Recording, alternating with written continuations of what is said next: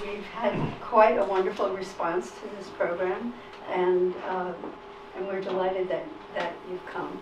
Welcome everyone. I just jotted down a few notes. This won't take too long because Richie's presentation I want to give as much time to him as possible. So, I don't know how familiar you folks are with Maplewood, but for people who grew up in Maplewood's Hilton section, as I did, having a railroad almost literally in your backyard offered a lot of outdoor entertainment. Of course, along with baseball, touch football, model airplanes, flying kites, we had the Hard Recreational Center right there. And just an example of the entertainment, every afternoon about 4 o'clock, we'd hear the blast from the Rahway Valley crossing Butler Street on its way to different businesses, including Woolly Fuel. And all the kids in the park would run down to the tracks to wave. And I remember I was probably very little at the time, but I remember seeing bigger kids put pennies on the tracks. When I saw that, I thought sure it was going to derail the train. I said, no, stop. But anyway, and I even spoke to, this has been going on since I think this branch was constructed in 1915, because just a few weeks ago I spoke to a gentleman, 10 years my senior, who grew up there on Burnett Avenue. He remembers the Rahway Valley steam locomotives, which were phased out around in the early 1950s. I don't remember those. Gradually, I guess over a period of about 50 years, the demand for rail service by the businesses in the area declined. And by 1973, it was pretty much disappeared. And Route 78 had also cut the line in Union. So it was decided not to bridge the line, and that Maplewood portion was abandoned, the tracks torn up, so there's nothing left there now. But fortunately, Richard J. King has kept the Rahway Valley memory alive by performing what I must call a phenomenal amount of research and publishing 3 beautifully illustrated books. It's amazing how much there is just as a small railroad. There was a famous New Jersey historian, John T. Cunningham, who wrote an article about the Rahway Valley probably back in the 1930s. And he called the Rahway Valley one of railroad's little fellows, referred to the short lines as little fellows. So it may have been small, but the Rahway Valley really played a very important part in the development of not only Maplewood, but of Union County, as well as Rich will explain to you. So please join me in welcoming Richard J. King.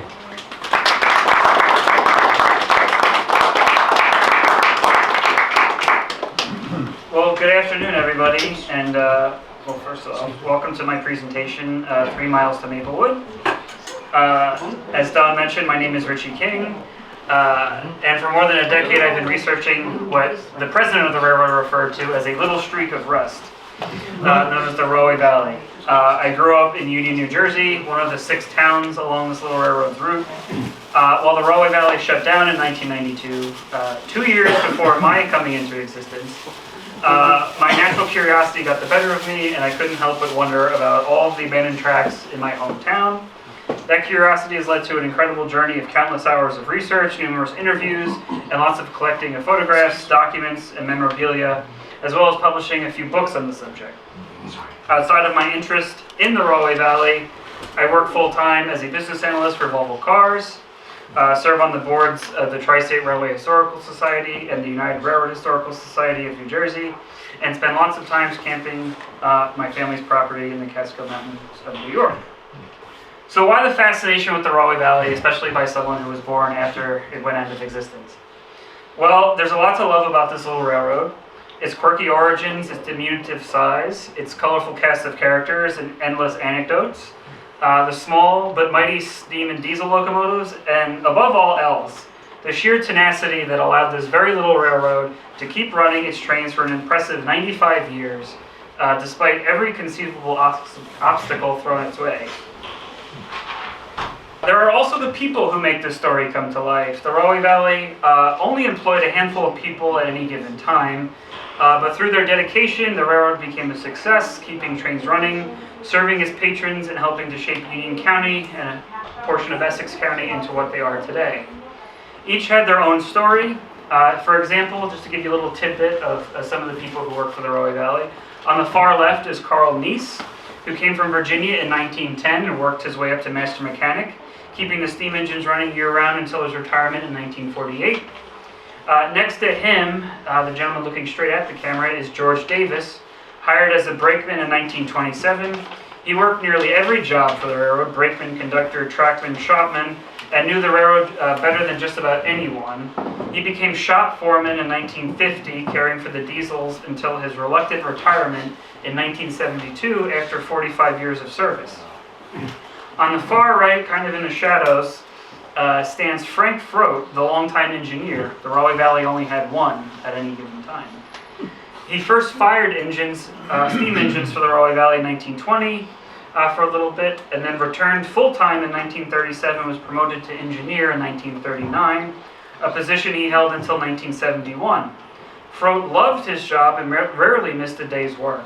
Countless kids trackside were greeted with his friendly wave, and the luckier ones even got to ride in the cab. Then there's George A. Clark, this man, who led the Rahway Valley for nearly half a century, joining the railroad in 1920, coming all the way from Oregon. He rose through the ranks to become its president and general manager, guiding the tiny short line through the Great Depression, a World War, and the rise of trucking competition. Known for his sharp wit, tireless work ethic, and sometimes fiery temperament, Clark was as comfortable behind a desk as he was in the cab of a locomotive shoveling coal into the firebox. Under his leadership, the Rahway Valley survived many long years after many small railroads had vanished, thanks largely to his frugality, ingenuity, and personal devotion to this railroad. To those who knew him, Clark was the Rahway Valley Railroad. The Rahway Valley served the communities of Roselle Park, Kenilworth, Union, Springfield, and Summit in Union County, as well as Maplewood in Essex County. Connections were made with the Central Railroad of New Jersey at a location called Aldine on the border of Cranford and Roselle Park, the Lehigh Valley Railroad at Roselle Park, and the Delaware, Lackawanna, and Western Railroad in Summit. The main line measured just 7.1 miles from Aldine all the way to Summit, with branch lines, the entire railroad measured just 11.8 miles, what railroaders call a short line. The main focus of this presentation today is the railroad's 3-mile branch line to Maplewood called the Newark Heights Branch.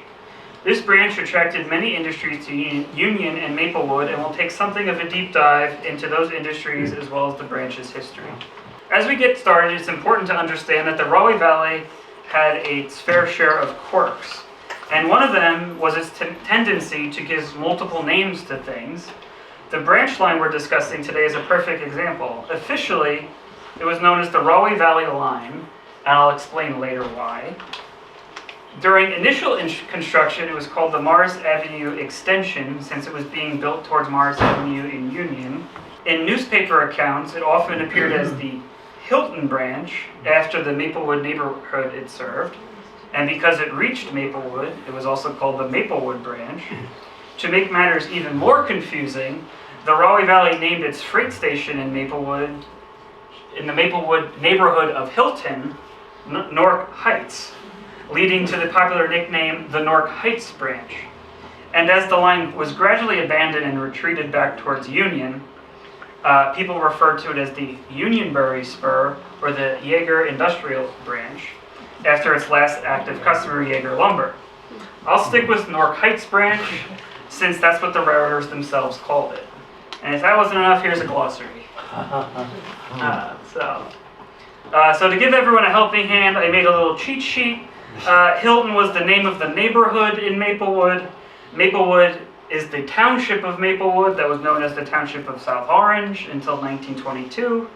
Newark Heights was the name of the railroad's freight agency in Maplewood, and Union was the township of Union, while Unionbury was the railroad's freight agency in Union. So in this presentation, I'll start out with, just send that back over, with a brief overview of the Rahway Valley's early history, then discuss the construction of the branch. I'll touch on the question of whether or not the branch ever hosted passenger service, explore Louis Keller's role as the railroad's owner, including his complicated business affairs related to the branch, and his more complicated estate, and take a closer look at the coal yards and industries that once lined the branch. Finally, I'll talk about the branch's decline and ultimate disappearance. So early history. The Rahway Valley Railroad had its genesis in the New Orange Industrial Association. Several wealthy businessmen from the city of Elmira, New York, partnered in a real estate development scheme. They sought to develop an area of farmland on the borders of Union and Cranford townships as a thriving industrial city with model factories, hundreds of homes, and many amenities. They succeeded in attracting several factories to the community they called New Orange. And for those who are familiar with Kenilworth, this is the current site of the car wash on the corner of Market Street and Boulevard, and the site of the Acme food store. To serve the community, the men incorporated the New York and New Orange Railroad in 1897 to connect New Orange with the Lehigh Valley Railroad in Roselle Park and the Central Railroad of New Jersey in Aldine. As originally constructed, the railroad was only 3 miles, but owing to the fact of poor roads, it was a major improvement to the community. Unfortunately, New Orange failed to be successful. Likewise, the New York and New Orange Railroad fell under foreclosure and was reorganized as the New Orange Fort Junction Railroad in 1901. Despite aspirations to extend the railroad to Summit, limited funds prevented this, and the New Orange Industrial Association failed, and New Orange was renamed Kenilworth in 1905. To this situation came Louis Keller, and yes, it's Louis Keller because his mother was of French extraction. He was born in 1857. Keller came from a wealthy family. His father was a U.S. patent attorney, and his mother belonged to a well-to-do French family in New York City. He wasn't inclined to work a normal job, but he dabbled in numerous business ventures and associated himself closely with socialites. Keller's most lucrative business venture was called the Social Register, which was a directory of the United States' preeminent families and individuals. It's still published today. Keller also inherited his family's country estate, a farm in Springfield, New Jersey, upon which he opened the Baltusrol Golf Club in 1895. Keller desired first-class transportation to his golf club. Through this motivation, Louis Keller partnered with the men who had formed the Kenilworth Realty Corporation out of the ashes of the defunct New Orange Industrial Association to incorporate the Rahway Valley Railroad on July 18, 1904. Tracks reached Summit in August of 1906. This is actually Broad Street in Summit, where the Rahway Valley planned to connect with the Delaware, Lackawanna, and Western Railroad. But despite a prolonged fight that rose to the levels of the U.S. Supreme Court, that connection was not made until March of 1930. This picture is actually taken in the far reaches of I believe, the Salerno Duane car dealership. So at the back is the New Jersey Transit Morrison Essex line. Upon completion to Summit, the Rahway Valley had 7.1 miles of mainline track through Roselle Park, Kenilworth, Union, Springfield, and Summit, along with 2 small branch lines in Kenilworth and Roselle Park. Despite its close proximity to industrial centers like Newark and Elizabeth and to the Port of New York, the Rahway Valley struggled to attract industry and worthwhile freight tonnage in the years immediately after 1906. Doesn't look like that today around here, does it, folks? So let's get into building the branch and why it was built. So while Louis Keller did aspire to build up the freight business on his Rahway Valley Railroad, his primary concern was originally serving his Baltusrol Golf Club in Springfield. But it quickly became clear, despite Keller's best efforts to run 14 passenger trains a day to Baltusrol, that golfers weren't going to keep a railroad in business. Freight was. In its early years, the Rahway Valley served 5 industries in Kenilworth. The extension to Summit tapped 2 stone quarries on the mountain, but more customers were needed. Under General Manager Harry Dankel, the railroad began to attract a few new firms, a chemical company in 1910, Carter Bell Manufacturing in 1911, and several coal and lumber yards thereafter. Even from the start, there was speculation that the Rahway Valley would build a branch line into Essex County. The Vailsburg section of Newark was often mentioned as a likely destination. In fact, the railroad's 1904 incorporation documents included a plan to extend from Springfield up through Millburn.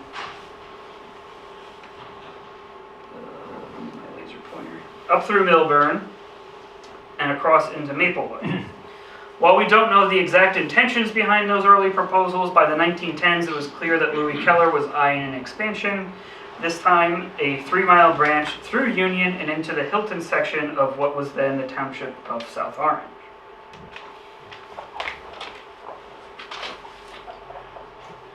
Now, at that time, the township of South Orange, not to be confused with today's village of South Orange, was the name of what is now the township of Maplewood. The name change wouldn't come until 1922. Maplewood was originally the name of the Lackawanna Railroad station and the growing community around it. Hilton, a little to the southeast, was then being developed as a residential neighborhood between Springfield Avenue and Burnett Avenue. The land between Union and Hilton was largely rural, dotted with small farms, which raises an obvious question: why would anyone want to build a railroad through here? Well, from what I can tell, Keller and his associates had 2 main reasons. First, location. While Union and the surrounding areas were still quite rural, they sat right on the edge of 2 industrial centers, Newark and Elizabeth. These cities were exploding in population. Newark and Elizabeth each grew about 40% in population between 1900 and 1910, and another 20% by 1920. As those cities filled up, it was inevitable that homes, factories, and all the infrastructure that supported them would be spreading outward. And where would they go? Out here to what was then farmland. So if we look at this 1923 map, it perfectly illustrates how industry and the transportation were expanding in concentric waves around Newark. In 1892, that line all the way to the right there, the Pennsylvania Railroad built its West Newark branch in a right angle along what was then the fringe of Newark's industrial district. Then in 1905, the Lehigh Valley Railroad extended its Irvington branch from Lyon Farms, which is now known as Hillside, up into Irvington, anticipating the next outward push of industrial development from Newark. Before long, it became a busy freight corridor. Industrial firms flocked to sites along it. So, when you look at this proposed Rahway Valley extension, shown here in orange from Union up towards Hilton, it fits neatly into that same pattern. It was envisioned as the next logical rung of outward industrial expansion from Newark.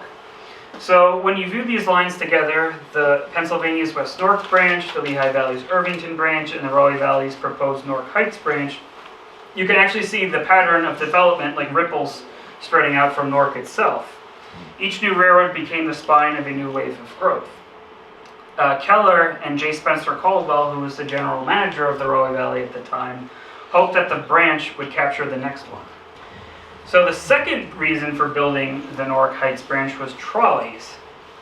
All of these pink lines on this map show the extensive trolley map that crisscrossed the area by the 1920s. But in the early 1900s, these lines were still being developed. The 2 main systems were expanding here. The Morris County Traction Company, which came from the west towards Elizabeth and Newark, and several independent local lines that were later absorbed into the Public Service Corporation, the forerunner of today's public service electric and gas. The Morris County Traction Company, as you can see there by that line I just threw up, reached Summit in 1907, and then pushed east into Springfield, where the line split. One branch turned north into Milburn and looped down into Maplewood and connected with the Public Service Springfield Avenue line to Newark in 1908. The other branch continued along Morris Avenue through Union and reached the Central Railroad of New Jersey Station in Elizabeth by 1910. I like to point out that where the line comes off of Morris Avenue to the lower right, it goes through a private right-of-way off of Morris Avenue, and you might ask why. Well, along that part of the road was the Kane family's estate, also known as Liberty Hall, and the Kane family kindly requested that the working folks heading to Elizabeth not go past their house each morning. So here's a brief look at the trolley line that came up into Maplewood. This is the Springfield Avenue line of the Public Service Corporation at the Maplewood Loop in 1936. And then this is the Morris County Traction Company at the corners of Main Street and Morris Avenue in Springfield in 1912. Now, because Louis Keller had a real penchant for complicated business arrangements, the Rahway Valley Railroad wasn't just one company, it was actually 3 separate companies. The first was the Rahway Valley Railroad Company, which was incorporated in 1904. That was the company that physically owned the main line from Roseville Park to Summit, as well as the small Rahway River and Lehigh Valley branches. But here's where things get tricky. That company was tied to a 1907 mortgage held by the Elmira, New York business interests, the same people who had founded the old New Orange Industrial Association. So in 1909, Keller created a second company, if you look at the second line there on the above the highlighted section, called the Rahway Valley Company Lessee, which would lease and operate the original railroad. This allowed him to separate day-to-day operations from older financial obligations tied up with the Elmira investors. Later on, Keller managed to buy up all these old Elmira-held mortgage bonds, which gave him much greater freedom. So the contemplated branch line was not subject to the mortgage on the original railroad. Keller incorporated a third company, the Rahway Valley Line, on August 14th, 1914, and the new company was entirely owned by him personally. The first section of the branch, known as the Morris Avenue Extension, took about a year to build.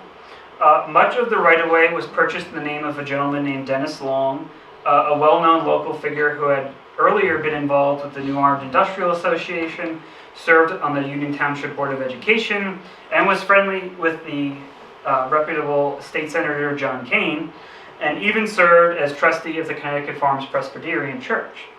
Unfortunately, very early in the process, Long passed away. You can see some of the land that he owned around here, which caused a considerable delay in transferring the land from his estate so that the railroad could move forward.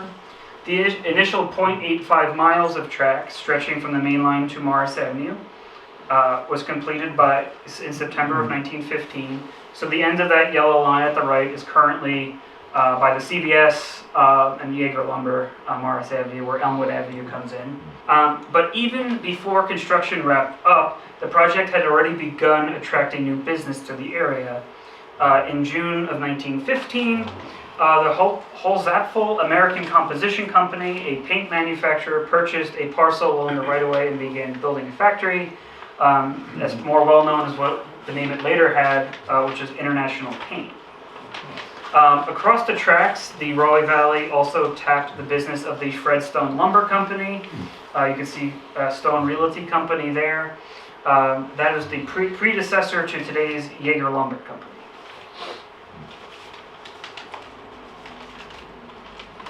That same month, the Union County Board of Chosen Freeholders gave approval to the railroad's plan to build across Morris Avenue with a bridge of temporary trestle work.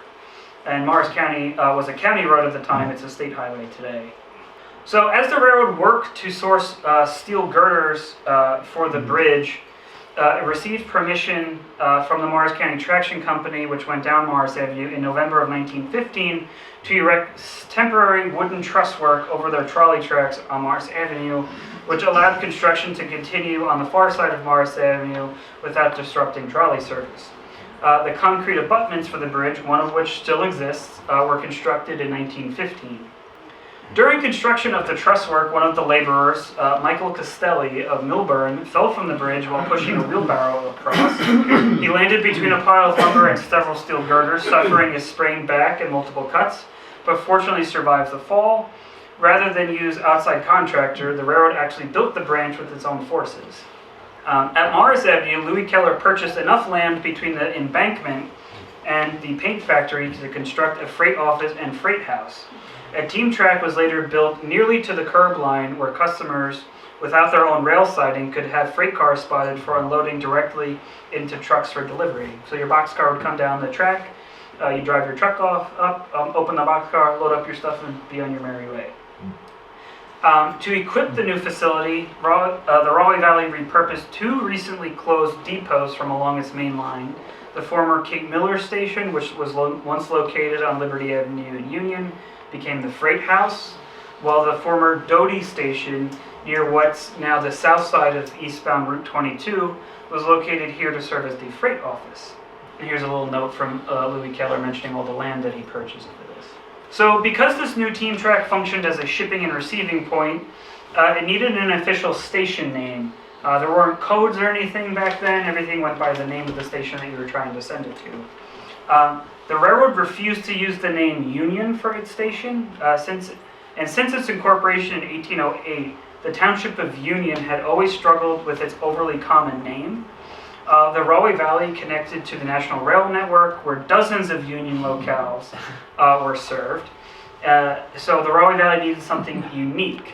The post office are also around this time in Union. The Postal Service also insisted on a distinctive name to avoid confusion in the days before zip codes. After some debate among township officials and residents, with even a whimsical suggestion like "we wanna," said to honor a supposed local Native American tribe, the railroad finally settled on the name Unionbury.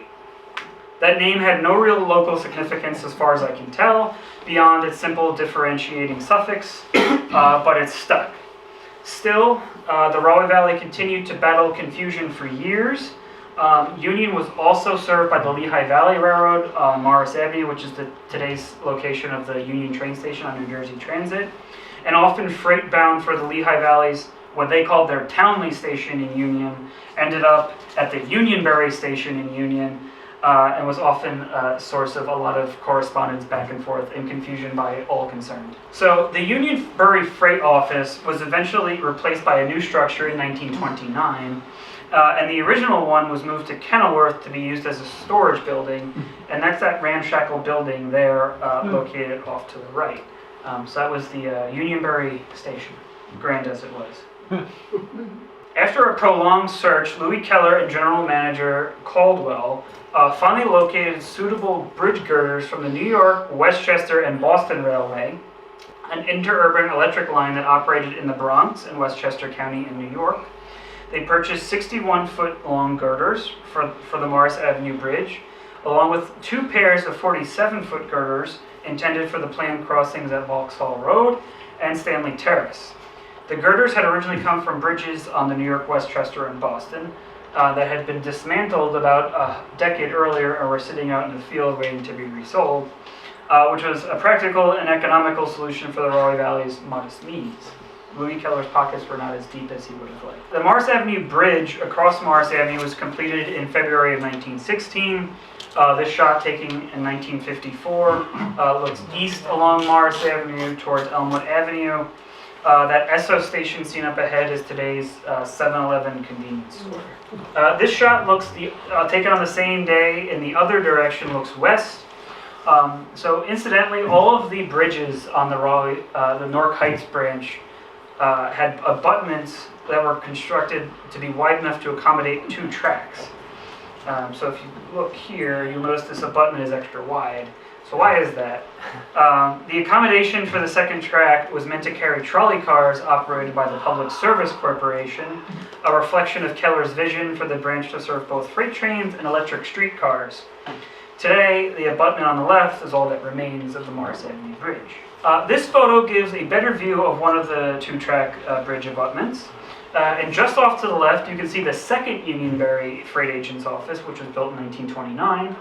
The Unionbury Agency itself first opened in about mid-1916, with George Mitchell serving as the first freight agent there.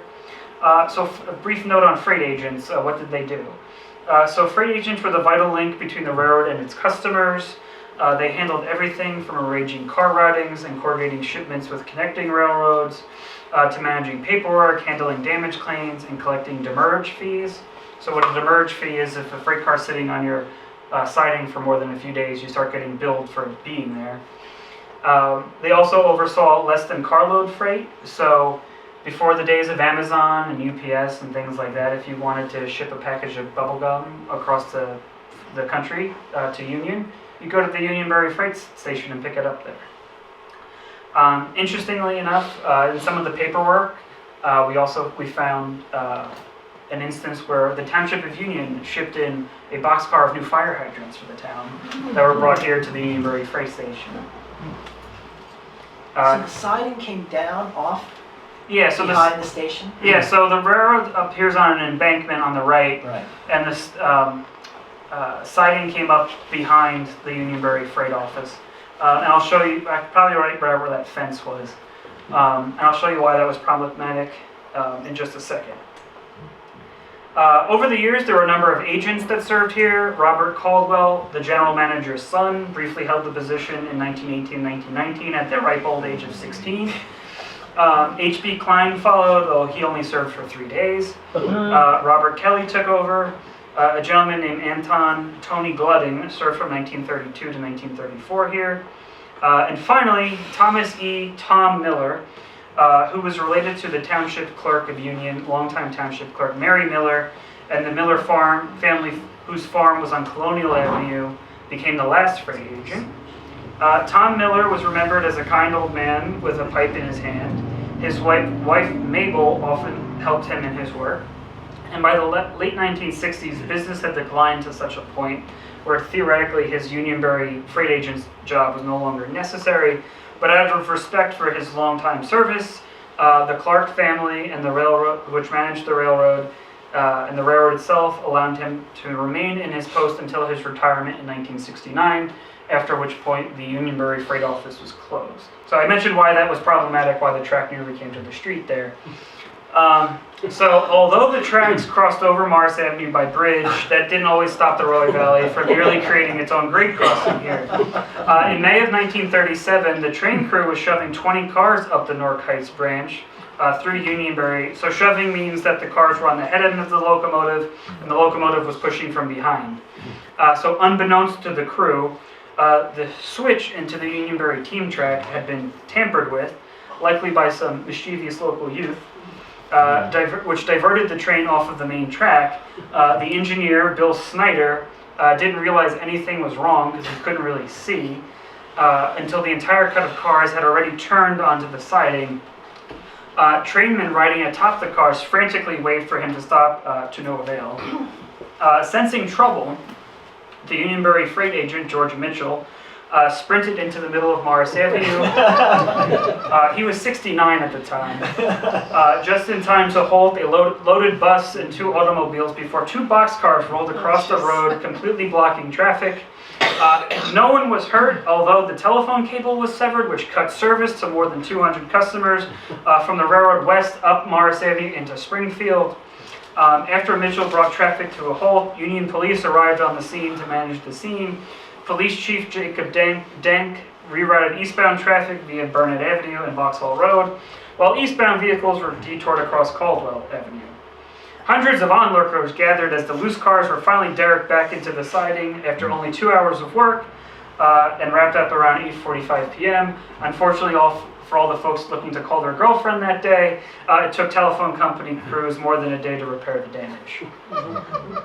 So the Morris Avenue Bridge was under construction. Property acquisitions for the branches right away to the northeast were still underway. The proposed line would cut across numerous privately owned parcels, requiring the railroad to negotiate with many landowners and also secure approval from the Union Township Committee to cross Vauxhall Road, Stanley Terrace with overhead bridges.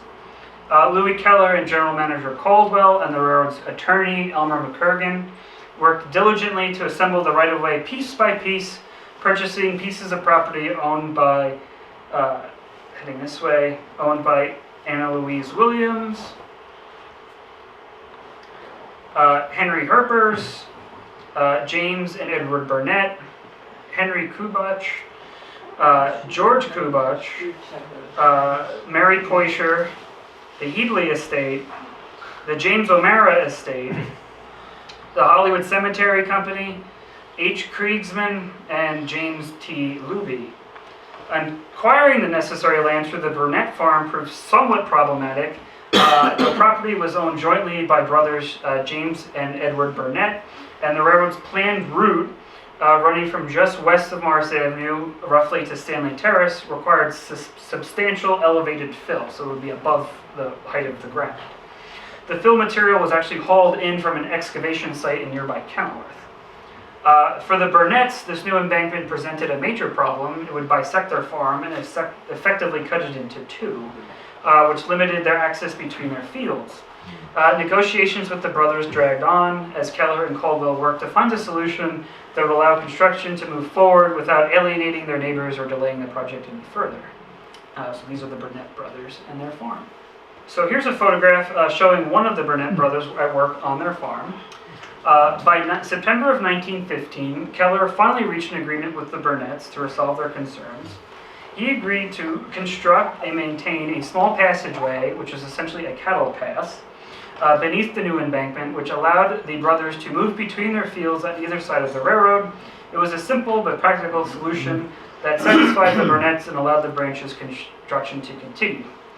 So this is a letter from Louis Keller to Spencer Caldwell instructing him about the conditions that they were to cross the Burnett's property. You'll notice that this letter was written on the Social Register letterhead.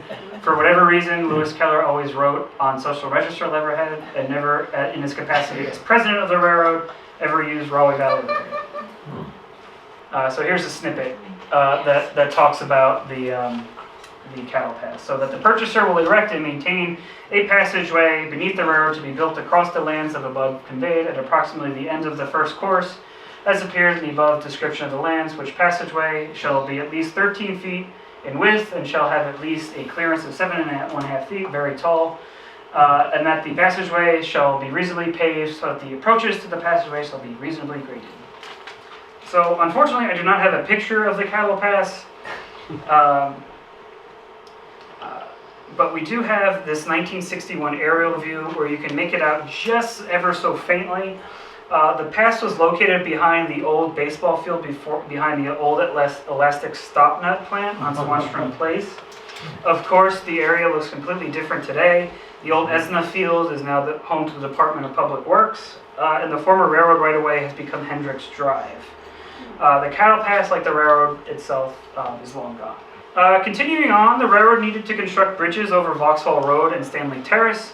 Unlike Morris Avenue, these two roadways were township roads, and thus permission was required from the township committee. The railroads planned for the bridges were submitted to the town on November 1st, 1915. Here's the point where the railroad planned to cross Vauxhall Road. You can see that just north of this proposed crossing, the road made a very sharp curve between the Kubach and Poischer properties. This curve right here. This curve sat on a grade, so if you're familiar with the area, this is when you're coming east down Vauxhall Road towards the Hendricks Drive traffic light, meaning that the bridge itself would have to be located right at the bottom of the hill, which made it a challenging spot and both dangerous and also dangerous for motorists to navigate. So the Township Committee was deeply concerned about the hazards posed by constructing the Vauxhall Road Bridge at this very sharp curve. So to improve safety, the township aimed to acquire small pieces of land from the Burnett, Kubach, and Poischer families to straighten the roadway at this point. So the acquisition of that land dragged on into 1916. The Township Committee refused to grant permission to construct Vauxhall Road and Stanley Terrace bridges until the land was secured to straighten the roadway. Additionally, the committee required the railroad, as a condition of its permission, to straighten Vauxhall Road out at its own cost. So eventually permission was secured and the Vauxhall Road Bridge was constructed in 1916. Originally, the bridge only had an underclearance of 12 foot 5 inches. The railroad struggled with bridge strikes by overheight trucks for years. In fact, between 1968 and 1977, no less than 24 trucks struck this bridge, to the point where once it was knocked so badly out of alignment, the railroad had to stop service for several days. In the late 1970s, the railroad, using its own forces, namely 2 guys and a very big jack, increased the height to 14 foot 4. You can see the piece of cribbing that they shoved under the bridge, under the abutment over there. I actually interviewed the gentleman who actually was involved with that work, and he would not like to repeat it again. This view looks over Vauxhall Road towards Maplewood. You can see that increasing the bridge's clearance created a noticeable hump in the tracks. Evidently, the railroad was slow to fulfill its commitment to straighten Vauxhall Road. The Township Committee even threatened legal action to compel the railroad to complete the work, as shown in these 1920 and 1921 news clippings. Nevertheless, the roadway was not fully straightened until the 1930s, almost 2 decades after the railroad was told to do so. The old roadway became part of a driveway to the warehouse that was built there in the 1950s. In fact, most of that driveway is still there today on the route of the old Vauxhall Road at the entrance of what is now OIA Global. So the tracks continued in their construction. They curved upward, curved through the property of Hollywood Memorial Park, and climbed a 1.5% grade up a hill that became known as Hines Hill, named for the nearby Hines Steel Company. A culvert was built to allow a small brook to pass beneath the tracks, located just behind the old junkyard. For years, the railroad faced problems with debris sliding down the bank and clogging the culvert, sometimes entire automobiles, which had to be cleared by railroad crews. Eventually, the railroad enlisted the help of Mayor Beer Temple to get the junkyard to stop blocking the culvert. From there, the bridge was completed across Stanley Terrace by August of 1916. Unfortunately, Don, this is the best picture of the Stanley Terrace Bridge I have. In general, the Newark Heights Branch was seldom photographed and largely overlooked by rail fan photographers. This was likely due to the fact that most of the branch was difficult to access, often running on elevated embankments or behind factories, and train operations did not really follow a fixed schedule, making it a challenge to find a train on film compared to the main line. And don't forget, film costs money. You don't just pump off 1,000 pictures at no cost. This is practically the only photograph I've found of the Stanley Terrace Bridge. Unfortunately, it's not very good. It was taken in 1936 after a dump truck failed to lower the dump body, which ended up striking the bridge. The Stanley Terrace Bridge, worse than the Vauxhall Road Bridge, had the lowest clearance of all the overhead bridges on the railroad, with just 10 feet underneath. There you go. So caution, low clearance, 10 feet. I'm sure the sign helped a ton. So beyond Stanley Terrace, construction of the branch proceeded fairly quickly.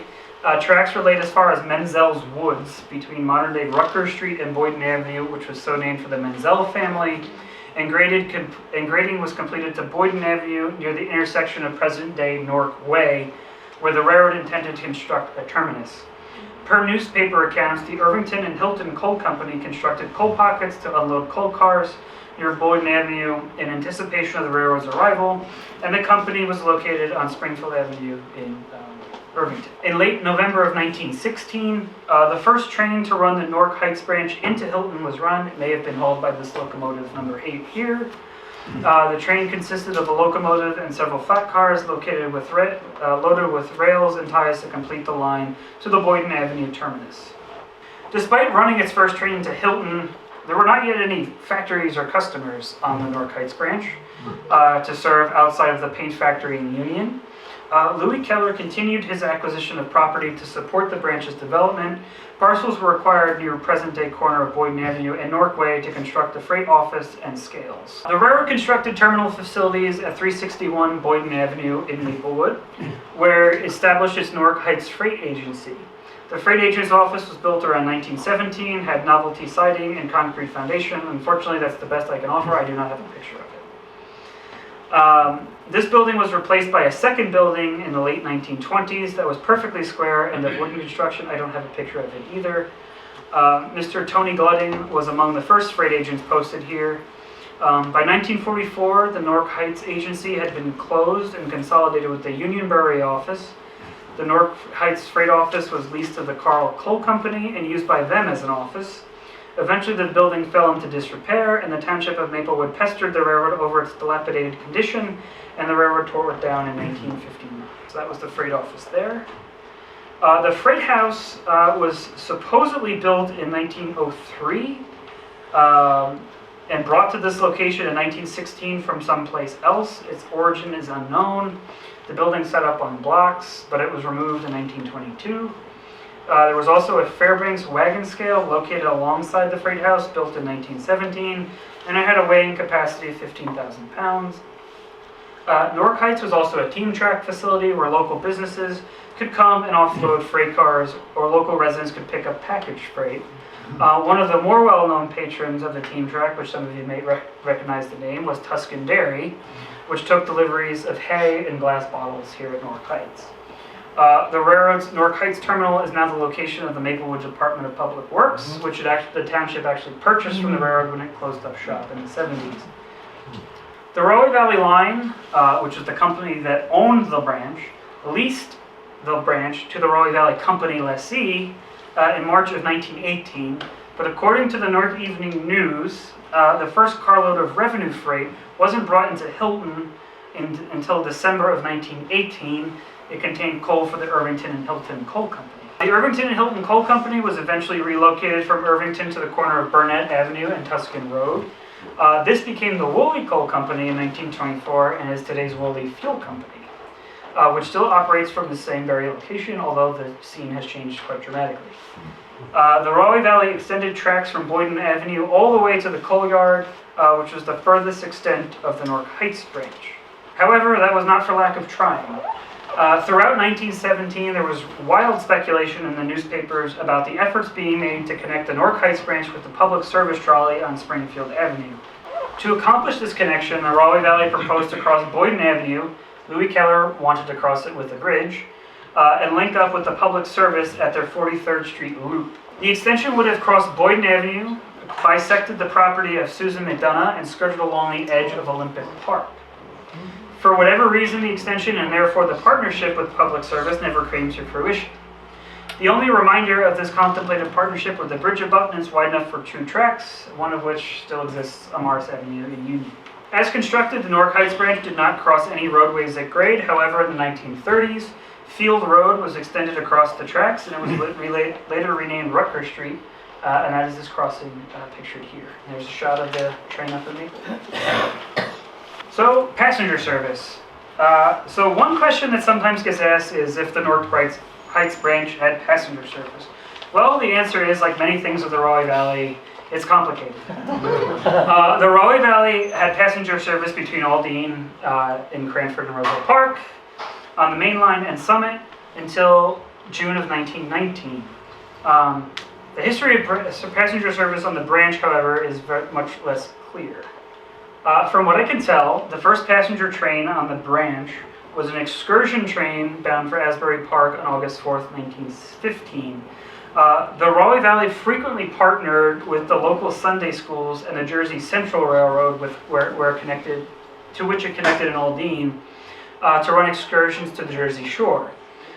Typically, these trains left from Summit, but owing to a washout due to a very torrential downpour that year, that part of the railroad was out of service. So trolley cars of the Morris County Traction Company were run down Morris Avenue to Unionbury, where folks hopped on the train to the shore. After the branch opened, the Rahway Valley operated a service from Hilton to the American Can Company in Kenilworth. American Can manufactured munitions for the Allies during World War I, and it employed very large shifts of people throughout the day. There were 3 8-hour shifts during the day. This newspaper account dates from 1918. The war ended that November, and American Can closed because they had no more bombs to sell in 1919. So this service could not have lasted all that long. The end of passenger service, as I mentioned, like many things in the Rahway Valley, was also complicated. Although passenger service ended in June of 1919, it returned not long thereafter.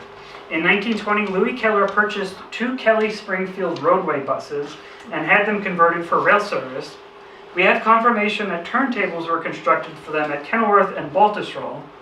However, one account also suggests that one was built at Hilton as well. So it's possible that the rail buses may have journeyed into Hilton, but evidently that rail buses were mechanical failures and were not powerful enough to make the steep grade into Summit. I don't know about you, but I'd rather ride New Jersey Transit than the bus. The latest passenger train schedule that I can find is dated April of 1923. It shows 2 scheduled round trips made over the main line daily, which connected with the C&J trains to and from Jersey City at Aldine. This service was either operated with 2 rail buses or 1 passenger car that the Rahway Valley still had. So if we zoom into the section on the branch, it states that passenger service at an early date, and this was 8 years after the railroad had finished building the branch. Despite trace evidence, I have never found any definitive proof that there was any regularly scheduled passenger train on the branch. However, also on this schedule, it says something about freight service and labor trains. We are aware of the service that was run for American cans. This probably indicates that some other labor trains may have been run. One account states that labor trains were run with men loaded onto flat cars, riding the tops of boxcars, and hanging onto the locomotive, but this seems suspect. So, as I mentioned earlier, Louis Keller's business dealing were often in great disarray. Therefore, in the context of the Newark Heights branch, it's worth briefly mentioning what happened to the branch after Keller died. So this is Louis Keller here. So he died in 1922 and left his affairs, to put it lightly, in a muddled mess. His will was so unclear that lawyers and judges worked it over for years. His estate itself, like the accounts, stayed open for the estate until 1960 and actually outlived all of the original beneficiaries as well as 4 of the trustees. So ultimately, the contents of his estate fell into the hands of several nieces, nephews, and cousins, the Beekman, Huger, Lawrence, and Wood families. Louis Keller was a lifelong bachelor and had no kids. The Rahway Valley line, which was supposed to own the Newark Heights branch, was wholly owned by Keller and passed to his estate and his heirs. Unfortunately for them and the lawyers and the railroad's managers, there were hardly any records kept by the line during its construction. This ledger notes that no records or figures were kept during the line's construction. Roger Clark, who was George Clark's father, spent years reconstructing the financial records, some of which were told verbally to him by Louis Keller. Evidently, Keller had borrowed $10,000 from the Chemung Canal Trust Company, which still exists today, to build the first section of the branch to Morris Avenue. The second section was built using a $50,000 loan from the Ray Tompkins and Matthias Arnott estates, 2 of the original promoters of New Orange. Moreover, the land upon which the branch operated was still personally owned by Keller at the time of his death, as you can see on these maps in 1928. The lease of the line was presumed to be the lease that the line was presumed to be operated under either expired or never existed or never went through the proper government approvals. So it took the Clark family, Roger Clark and then George Clark, years to dig out from a deep hole with the Interstate Commerce Commission, and not until 1929 and 1930 did the line acquire title to the Newark Heights branch, and only by issuing 2 bonds to the Keller estate to cover the loans that Keller had taken personally to build the branch. After those were paid off in 1952, the line paid several years of dividends to the Keller heirs before it was merged with the lessee company in 1973. Wow. Really straightforward and simple. So, that was the construction of the branch, so let's talk about some of the industry that the branch line served. So first, the coal yards, and George, this is a quote from George Clark towards the end of the branch's operation that says, "It was a great place for anthracite." So this table shows in tons the categories of freight that the Rahway Valley carried between 1934 and 1943. Far above any other category is the product of mines, which primarily consisted of anthracite coal. In 1934, coal made up 57% of the Rahway Valley's total traffic. Although the railroad succeeded in diversifying its freight base over the next decade, coal still accounted for 54% of its business in 1943. This photograph, taken in Kenilworth, highlights just how vital coal remained to the Rahway Valley well into the 1950s. Of the cars visible in this train, 8 are hopper cars, likely loaded with coal, underscoring how central that commodity was to the railroad's business. Of all stations on the Rahway Valley, Newark Heights received by far the greatest volume of anthracite coal. This chart shows anthracite coal tonnage terminated across the entire railroad between 1934 and 1943, and during this period, Newark Heights alone counted for between 1/3 and 1/2 of all the anthracite coal business handled by the Rahway Valley. So you might ask the question, there were no coal mines in New Jersey, so why is all this coal coming to New Jersey? Well, the days before natural gas and fuel oil, the way you heated your house was coal. Yeah. They would bring trucks to your house and dump into a coal chute into your basement and fill up your coal bin, and that's how you started your furnace. My house was heated that way, you know that? Not only would it be for houses, it'd be for businesses, for the schools, for the companies. So it was a huge business to bring coal into New Jersey and up the Rahway Valley to all these little coal yards that dumped the coal and brought the coal to the people that was buying it. So there were numerous coal yards along the Newark Heights Branch, which each served a vital role in the Rahway Valley's coal traffic.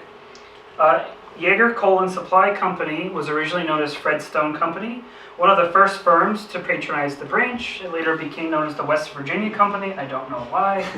In 1924, before being acquired by Adolph Yeager in 1937, Yeager stocked 3 grades of coal, anthracite, bituminous, and coke, and operated an elevated siding where coppers were unloaded into bins that separated the various types.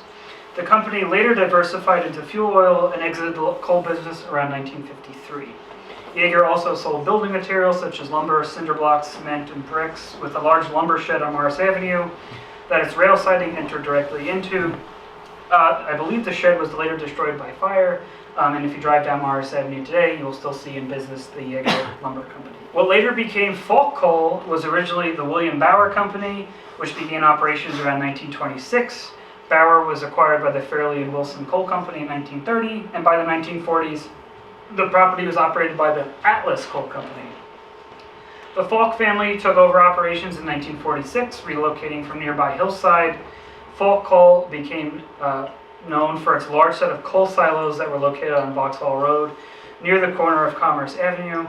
The Kingston Company began as the Heller Coal and Supply Company, another early customer of the branch dating to about 1918.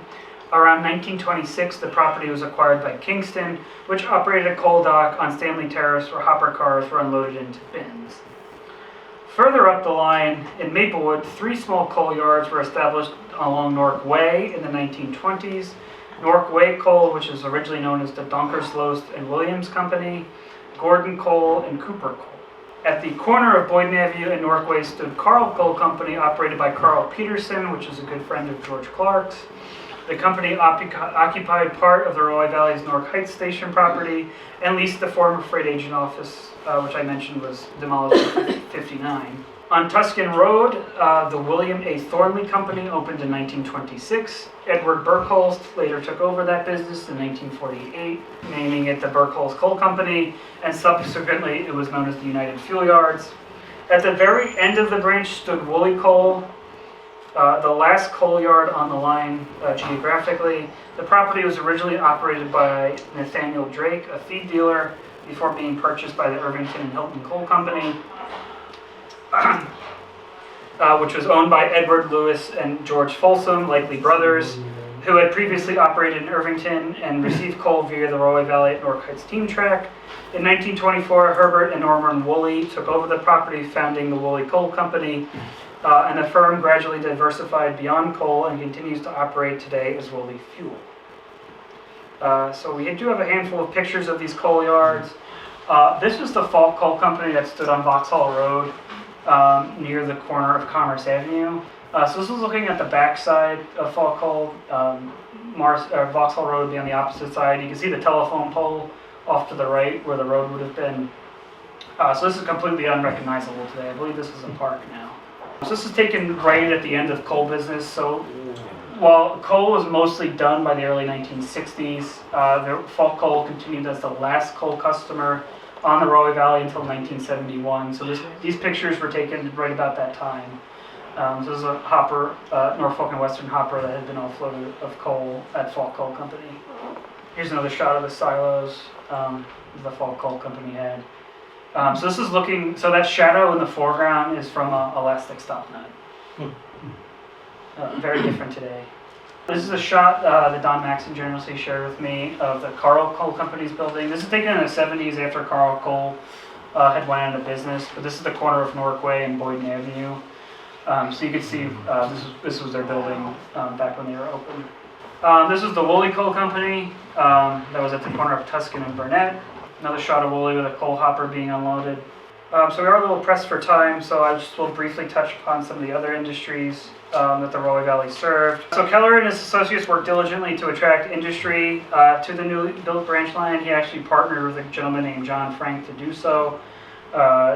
he helped sell some of the real estate along the branch line. So I'll just briefly talk about the industries. The first industry to locate along the branch was the Hulzapfel American Composition Companies in 1915. They later became International Paint Company, and they eventually went through a succession of ownership changes until 2014 when they went out of business. It was recently demolished in the last few years, the factory. It is very contaminated. Immediately next to International Paint was Titanium Company, which manufactured aircraft coatings. They remained in business until the 70s. In 1919, the Croydon Company established a factory on Burnett Avenue to manufacture golf clubs. The Boker Company built a factory alongside Croydon in 1921.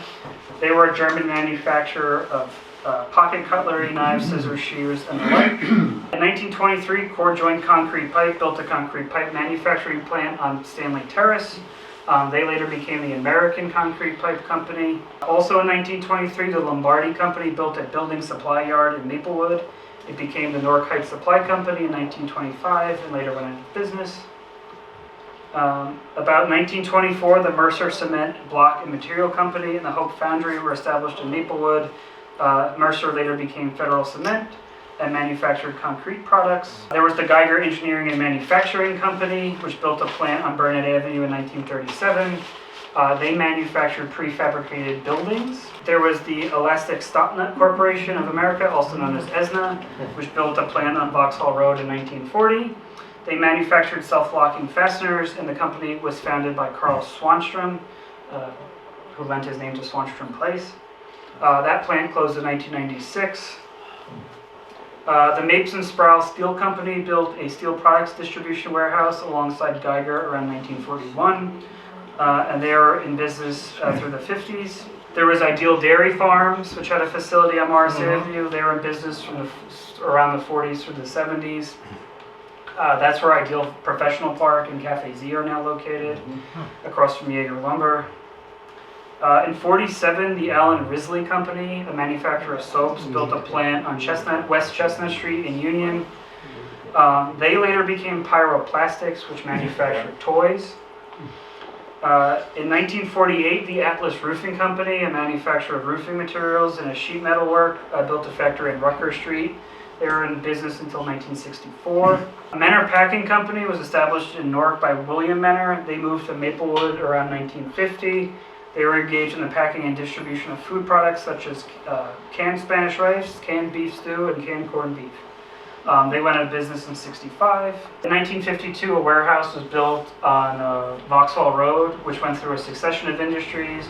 First, it was the James Bell Company, which distributed home goods.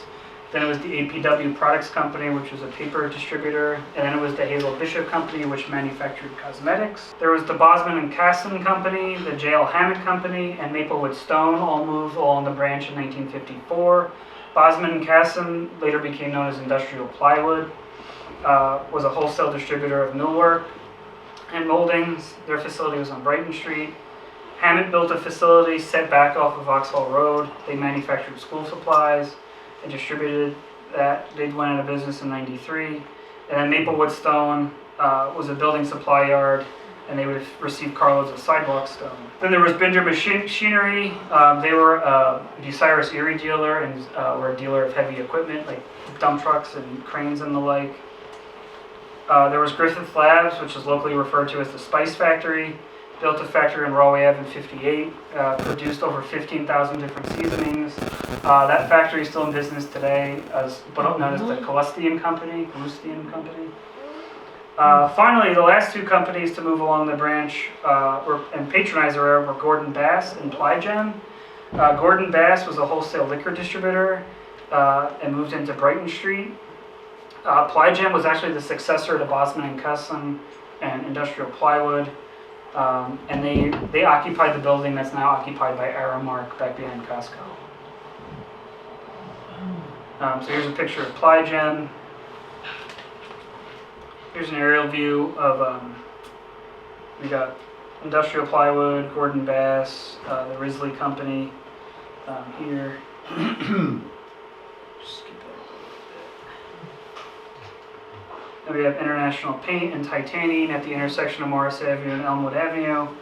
You got 2 boxcars spotted at the team track ready for offload.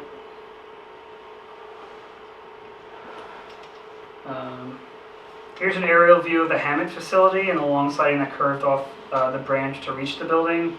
Hammett eventually constructed a second building here on that patch of ground where in the center of the picture, right here.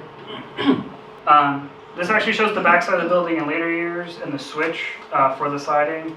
The siding and the switch you see there actually still exist in the weeds, if you're adventurous enough to find it. Here's actually a photograph of one of the Bangor and Aroostook cars of paper bound for Hammett's. So just real quick, in September 1966, this car shows a derailed Katy boxcar derailed in Maplewood. You can see that business was booming at that time. This was a carload of Tennessee stone that was delivered to Maplewood Stone and set behind a derail, which was one of the rare shipments this far up the Newark Heights Branch at the late date. After the car was spotted by the crew, the train departed. A call came to the Kenilworth office that the boxcar had rolled away. It hopped over the derail and off the track and came to rest in the overgrowth as you see here. The car was so heavy and the track such poor shape that it couldn't be re-railed while still laden with stone. So Maplewood Stone had to cut a trail through the thick brush to unload the car. This note was an instruction to conductor Walt Switz, who generously agreed to attend today. This was an instruction to him that the car was empty at Maplewood Stone and ready to be picked up. Just as a brief anecdote, you'll notice that the slip is signed by Horatio P. Dingleberry. Mr. Dingleberry was the Rahway Valley superintendent for more than 20 years, appeared in the official railway guides. He would receive mail and phone calls at Kenilworth, but never seemed to be in the office. "He's down the track somewhere," was the usual reply. In reality, Dingleberry was the alter ego of George Clark, the railroad's president general manager. It was his longtime running gag. So just to wrap things up here, the end of the branch. What brought about the end of the branch? By the late 1950s, George Clark referred to the Maplewood end of the line as dead wood. The loss of anthracite coal business as people switched to fuel oil and natural gas, which anthracite coal had dominated Maplewood business, just could not be made up at that location. Menor Packing discontinued rail shipments in '64. Atlas Roofing closed at the same time. Murray Williams Color switched to truck freight.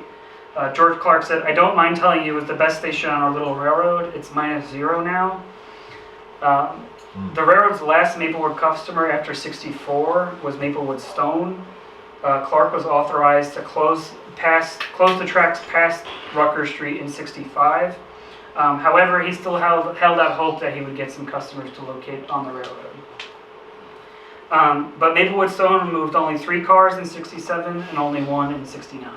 So meanwhile, Interstate 78 was under construction. I-78 would be below the railroad's elevation, which necessitated the construction of a bridge for the tracks to remain in place over the highway. However, the railroad was required to assume half the cost, so I'm told, but the business past that point just did not justify the construction of the bridge, and thus the branch was severed at that point behind Hollywood Memorial Park. So the Rahway Valley applied for abandonment of the last mile of the branch in November of 1970. Approval was granted in '71, and the tracks were pulled up behind the cemetery and the end of track in Maplewood in '73. Enough track behind Hollywood was retained to switch to Hammett siding. So here's some photographs of the abandonment of the tearing out of the Stanley Terrace Bridge in 1973. Here's another shot. So if you drive through that section, the Halsey Street Road Bridge occupies where the tracks were that crossed over 78. So these were the customers after the tracks were severed. Just a few. This shot shows a Rahway Valley train on the branch in '87. The Rahway Valley entered a decline in the 1960s that was never quite able to pull itself out of. As business fell away on the branch and the rest of the railroad became ever more dependent on its biggest customer, which was Monsanto Plastics in Kenilworth, to remain in business. The Rahway Valley itself was unable to secure insurance in 1986. Without insurance, operations were assumed by the Susquehanna Railroad in 1986. The Keller family, the heirs of Louis Keller, decided to sell the railroad to Delaware-Otsego Corporation, the Susquehanna's corporate parent, in December of that year. And this train shows a Susquehanna train derailed at Yeager Lumber in 1989. Delaware-Otsego did little to attract new business to the railroad or maintain what little business remained. Little traffic remained after Monsanto closed in '89. Service was suspended north of Route 22 and consequently on the branch, what was left of the branch itself of February of '91 due to poor track conditions. And the last two active customers were Yeager Lumber and Plygem. So this is the last train. So, while most of the Newark Heights branches disappeared, the Morris Avenue Bridge, the last of the bridges to exist, was removed in '06 as part of the Morris Avenue redevelopment project. One of the bridge abutments remains stamped with the construction date of 1950. I think you still see the date on there. Yeah. So two very small sections of tracks still exist. Behind CVS on Morris Ave and behind Hollywood Memorial Park in Union. Parts of this part of the branch was torn up in the 2000s when they tried to reactivate the railroad, but reactivation stopped. Money ran out before tracks were put in back. So that's the story of the 3 miles to Maplewood. That's great. Any questions?